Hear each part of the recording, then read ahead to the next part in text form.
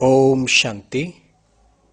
आज हम आपको सृष्टि चक्र वर्ल्ड ड्रामा व्हील के विषय में बताएंगे कि सृष्टि नाटक का रचयिता और निर्देशक कौन है। आप इस चित्र में देखते हैं, सृष्टि के मध्य भाग में एक स्वास्तिक का चिन्ह बना हुआ है जिसमें लिखा है सतयुग, त्रेतायुग, द्वापर युग, कलयुग।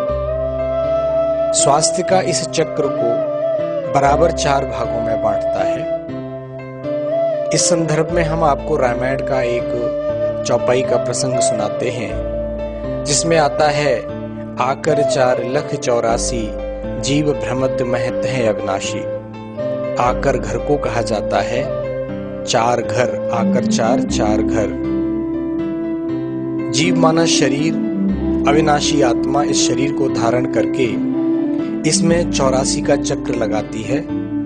लख माना देखना, 84 माना 84 जन्म लेना। तो इस प्रकार से ये एक नेचुरल साइकिल है, एक प्राकृतिक नियम के तहत ये सब चलता है। आप देखेंगे इस सृष्टि के अंदर और भी अनेक सर्कल हैं, जैसे दिन का सर्कल है, सुबह दोपहर शाम रात 4 प्रहर होते हैं। रात्रि के बाद पुनः सुबह होती है और उसका टाइम फ्रेम है 24 घंटे। उसी प्रकार ऋतुओं का साइकिल है, सर्दी, गर्मी, बरसात, बसंत। ये चक्र चलता है और इस चक्र की अवधि है 365 दिन। उसी प्रकार से मनुष्य की आयु का है, मनुष्य का जितनी भी आयु है उसमें वो 4 अवस्थाओं से गुजरता है, बाल्यावस्था, युवावस्था, प्रौढ़ावस्था और वृद्धावस्था। और उसकी भी एक अवधि होती है, हर व्यक्ति की उम्र होती है, जितना भी वो 80, 90, 100 साल जीता है। तो ये चक्र बहुत ही सुंदर एक सिस्टेमेटिक तरीके से बना है और चक्र सतो, रजो, तमो इन 3 अवस्थाओं से गुजरता है।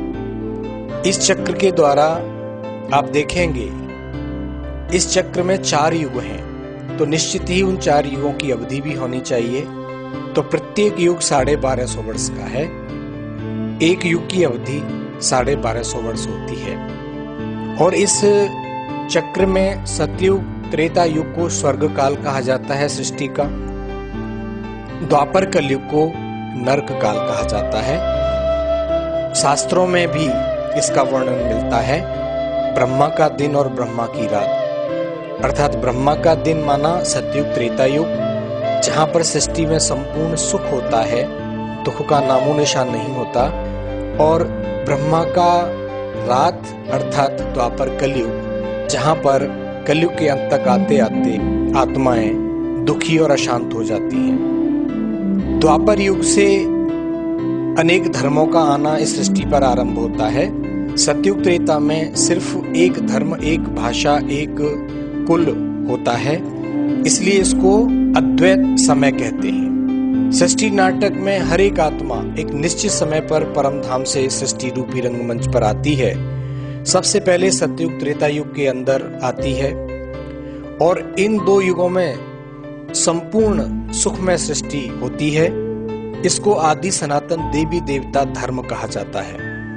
अन्य धर्म वंशों की आत्माएं यहाँ पर नहीं आती, वे परम धाम में ही रहती हैं। इन 2 युगों में केवल देवता धर्म की आत्माएं ही इस सृष्टि पर उतरती हैं। इसलिए इन 2 युगों में सबसे अधिक सुंदर समय होता है और यहाँ पर अद्वैत और निर्वैर स्वभाव वाले मनुष्य होते हैं। तत्पश्चात द्वापर युग आता है।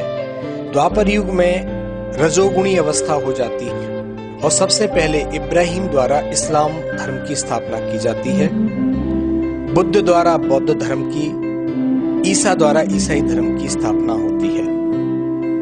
इन 4 मुख्य धर्म वंशों के पिता संसार के इन मुख्य एक्टर्स को सृष्टि पर भेजते हैं और इन 4 धर्मों के शास्त्र ही मुख्य शास्त्र हैं। इसके अतिरिक्त संन्यास धर्म की भी स्थापना शंकराचार्य के द्वारा होती है।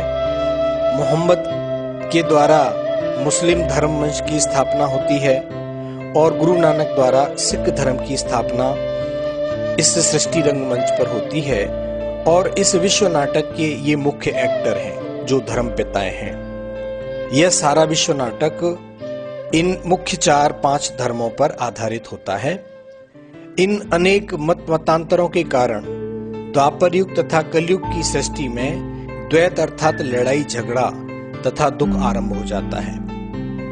कलयुग के अंत में जब सब धर्म की आत्माएं आती हैं, ये धर्म ग्लानि का समय होता है, अर्थात विश्व का सबसे पहला जो आदि सनातन देवी देवता धर्म था वो क्षीण हो जाता है और मनुष्य सृष्टि पतित हो जाती है।